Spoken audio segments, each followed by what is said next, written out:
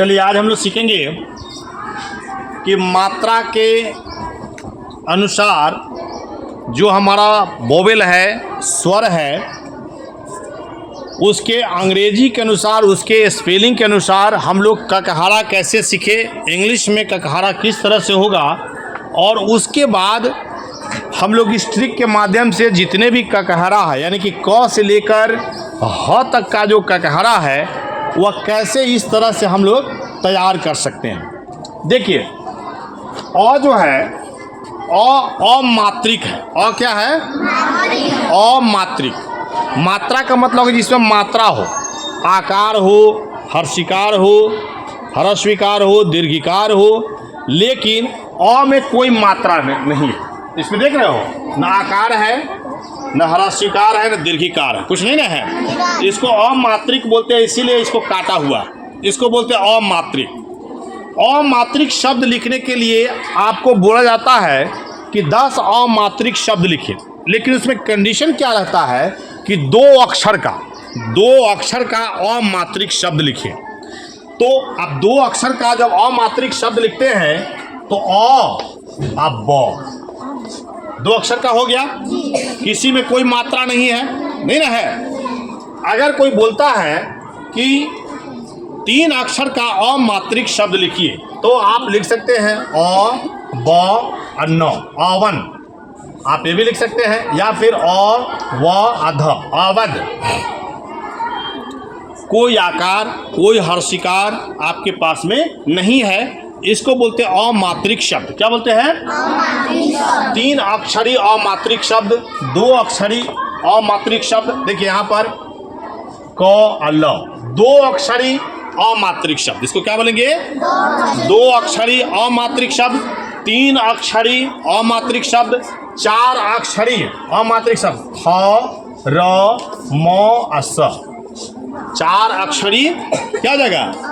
अमात्रिक शब्द। 4 अक्षरी यानी कि वैसा अमात्रिक शब्द जिसमें 4 अक्षर जुड़ा हुआ, थ, र, म, स, है ना। और वैसा अमात्रिक शब्द जिसमें 3 अक्षर जुड़ा हुआ है, अ, व, द, 3 अक्षरी यानी कि अमात्रिक शब्द में 3 अक्षर का जुड़ा हुआ और 2 अक्षर का भी जुड़ा हुआ है, तो इसको अमात्रिक हम बोलते हैं। लेकिन जैसे ही मात्रा जब लगता है तो मात्रा यहाँ से हमारा स्टार्ट होता है। मात्रा का मतलब हो गया आकार, देख रहे हो ना। तो आकार का आपको इंग्लिश कहीं पर ए भी होता है और कहीं पर डबल ए भी होता है, कहीं पर ए भी होता है, कहीं पर डबल ए भी होता है। कहीं पर आपको आई अगर है तो आई का यानी कि ई का, ह्रस्व ई का जो मात्रा है, जो इस तरह से देख रहे हैं ना, जैसे किसान यदि लिखना होगा, किताब लिखना होगा, तो इस तरह से हर्षिकार दे देंगे। अंकित तुम क्लास से बाहर जाओ।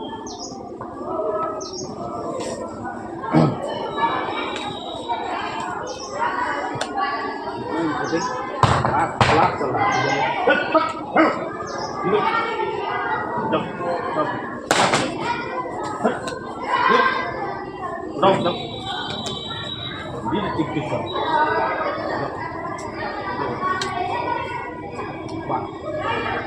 इतना इंपॉर्टेंट क्लास चला रहे हैं, बुला के स्पेशल क्लास चला रहे हैं, तो लीड कैसे इसे करवा।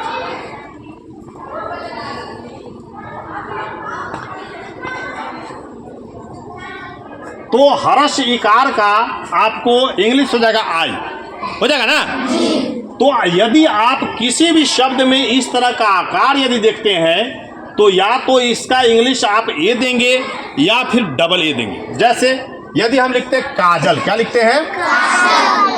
तो पहले हम बिना मात्रा का लिखेंगे तो हमारा आ जाएगा कजल। क्या हो जाएगा? लेकिन जैसे ही इसमें आकार दे देंगे तो ये हमारा हो जाएगा काजल। क्या हो जाएगा? लेकिन फिर भी इसका स्पेलिंग KAJA और एल हो, यानी कि यहाँ पर ए से ही, यहाँ पर ए से ही आपको क्या आ गया? आकार आ गया।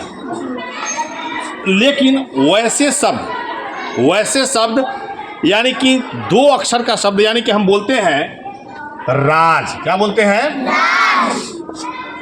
तो राज का जो स्पेलिंग होगा ये आर से र हो गया। आकार का इंग्लिश हम इस तरह से लिखेंगे, आर और जे इस तरह से राज भी लिख सकते हैं, और दूसरा जो हम लिखेंगे ए डबल ए, और इस तरह से भी लिख सकते हैं राज। दोनों हमारा सही है, समझ में आ रहा है ना। तो जिस अक्षर में यदि आकार इस तरह का लगा हुआ, सॉरी यहाँ आकार जो लगा हुआ होगा, तो उसका स्पेलिंग हम ए ही देंगे। क्या देंगे? ए देंगे। और कहीं कहीं पर डबल ए रहता है, ठीक है, कहीं कहीं पर क्या रहता है? डबल ए रहता है।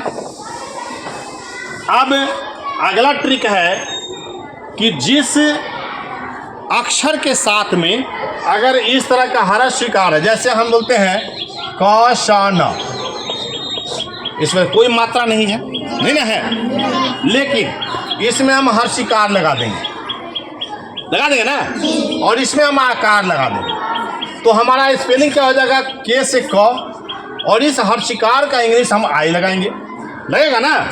यहाँ पर आई लगा हुआ है कि, और एस दंती स से आपको एस से दंती स होता है किसान। क्या हो गया? किसान हो गया ना।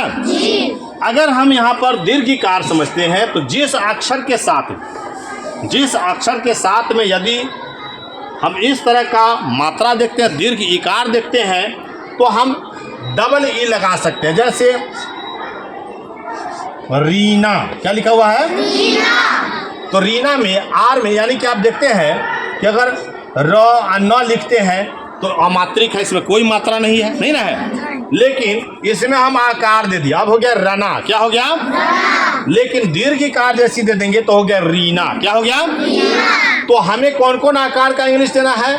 तो आर से तो र होगा ही, और दीर्घिकार का इंग्लिश यहाँ पर देख लेंगे डबल ई। क्या दिया हुआ है? री, और एन से न, और आकार का इंग्लिश ए दे देंगे, रीना। हो गया ना। तो इस तरह से हम दीर्घिकार, जिस अक्षर में यदि यह रहेगा तो वह अक्षर का इंग्लिश है ना, और उसके साथ में आपको डबल ई देना होगा। जैसे अगर हमको लिखना है पीला, क्या लिखना है? पीला।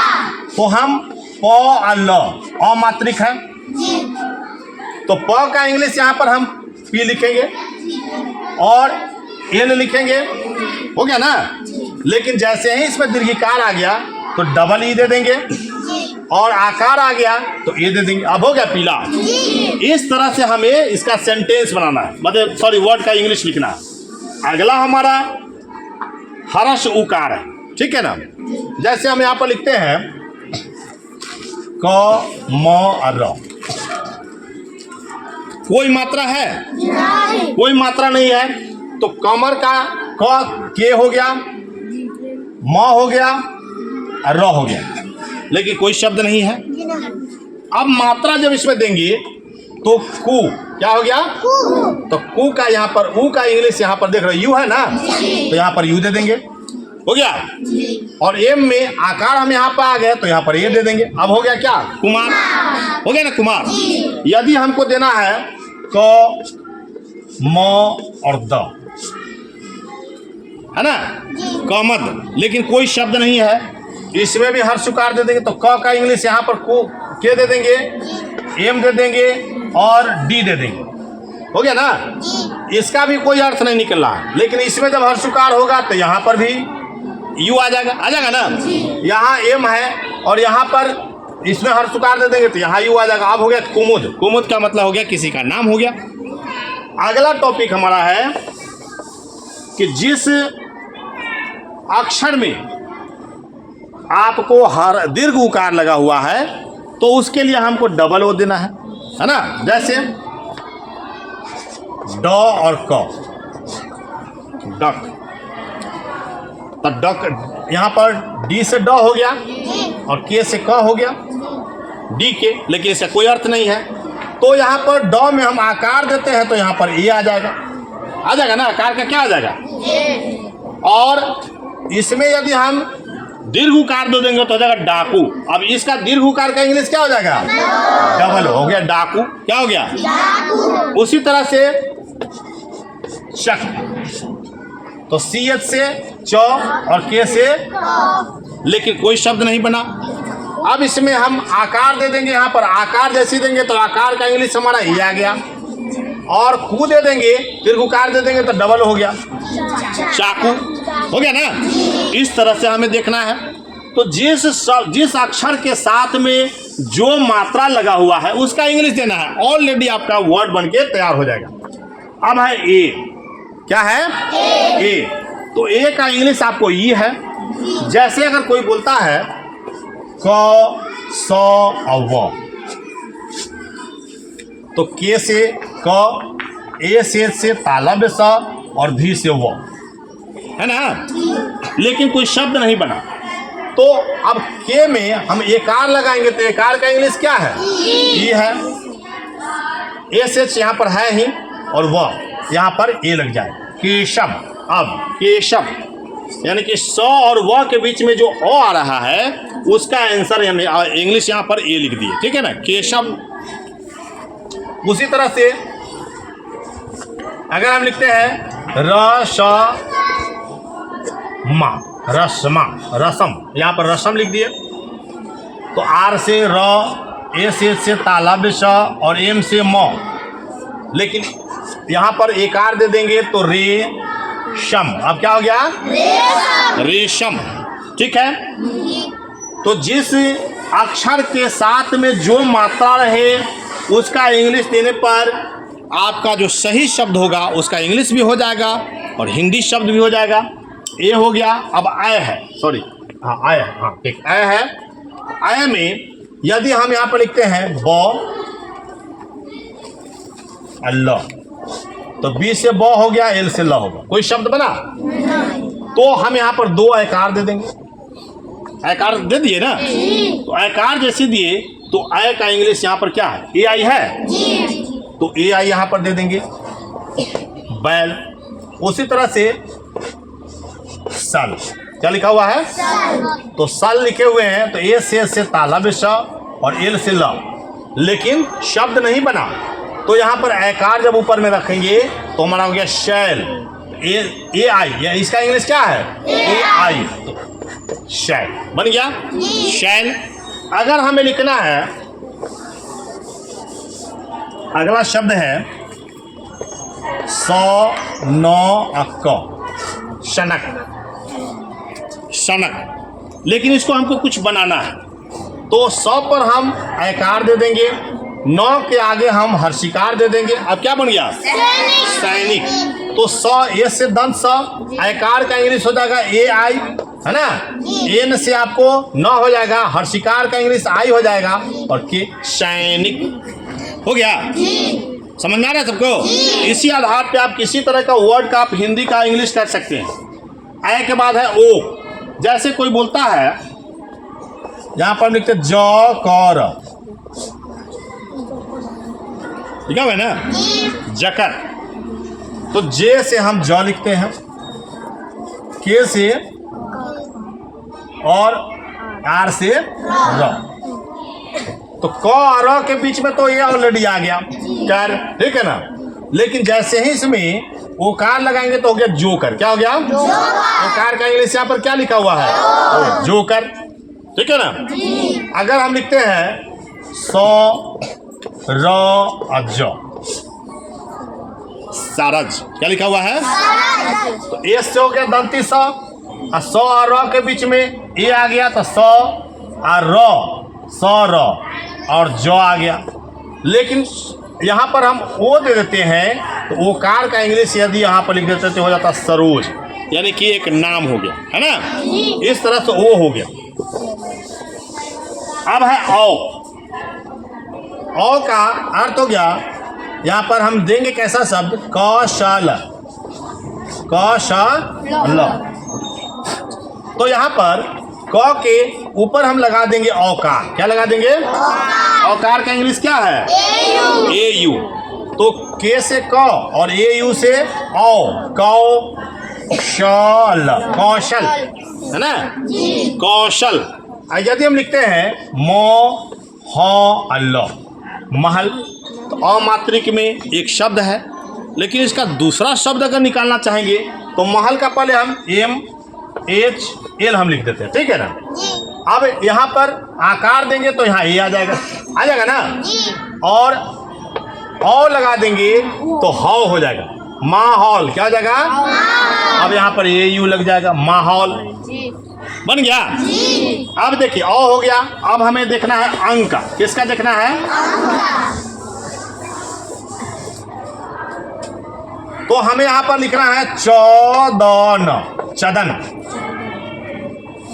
अब यहाँ पर CH हम लगा दिए ना। अब यहाँ पर जैसे अनुसार लगेगा तो AN, यानी कि इसका अनुस्वार का इंग्लिश क्या हो जाएगा? AN। क्या लग जाएगा? देख रहे हो ना, AN से अंग होता तो चन, और DAN से हो गया दन, चंदन। क्या हो जाएगा? अब हो जाएगा, हमें डायरेक्ट लिखना है चम। इसमें AM भी होता है, AM भी होता है, ठीक है। तो चम प चंपक, समझ में आ रहा है ना? चंपक, चंपक। अब हम बोलते हैं, पढ़िएगा आप लोग, क्या है? नन। क्या है? और क्या है? क्या हो जाएगा? तो नंदन हो गया ना। और अह का इंग्लिश क्या है? जैसे यदि हम बोलते हैं अतः, क्या बोलते हैं? ए जहां पर लगा हुआ है उसी को ह बोलते हैं। जैसे अगर हम बोल दिए अतः, अतः, AT है ना, ATAH। अब इसका अर्थ क्या हो गया? अतः। ठीक है, समझ में आ गया। तो आपको क्या करना है कि क का की जो लिखते हैं, जैसे यहाँ पर के से क हो गया, CH से च हो गया ना, T से ट हो गया, TH से T से ट हो गया, T लिख देते हैं। के से क, CH से च, T से ट, T से त, P से प, है ना, Y से य,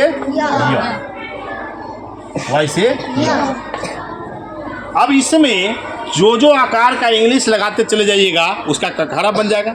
जैसे क है ना, तो क का इंग्लिश यहाँ पर के हो गया ना, के ए से क हो गया, के ए से का हो गया ना, के आई से ह्रस्व की हो गया ना, के डबल ई से क्या हो जाएगा? दीर्घ की। तो यहाँ पर आपको देखना क्या है कि सभी मात्रा का इंग्लिश यहाँ है। इस मात्रा का इंग्लिश जिस अक्षर के साथ में लगा देंगे उसका ककहरा हो जाएगा। ये जो मात्रा का जो इंग्लिश है, ये मात्रा का इंग्लिश का मैं घेर दे रहा हूँ। ऐसे देखिए, मात्रा का इंग्लिश यही है। जिस मात्रा का इंग्लिश जो है ना, जिस अक्षर में लग जाएगा वह एक ककहरा बन जाएगा। समझ में आ रहा है ना? वो एक ककहरा बन जाएगा, चाहे वो क हो, चाहे प हो, चाहे च हो, एक ककहरा बन जाएगा। समझ में आ रहा है ना? हाँ, इसी आधार पर आप लोगों को ककहरा तैयार करना है।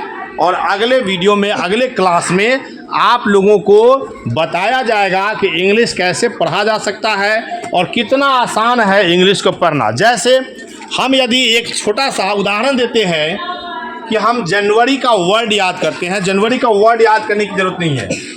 ज है ना, नो, अरी, जनवरी। अब देखो, फपने के लिए फे, ब्रू, आरी, देख रहे हो? मा कर मा, र, अच्छा, मार्च, देख रहे हो? आप रमेर से री, अल्लाह, अप्रैल,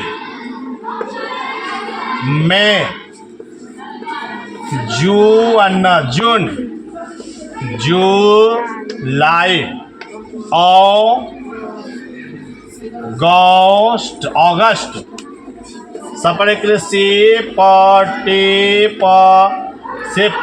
है ना, सितंबर,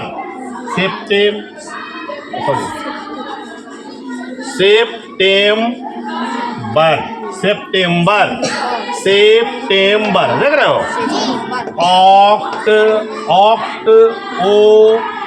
अक्टूबर, नवंबर, देख रहे हो? दिसंबर।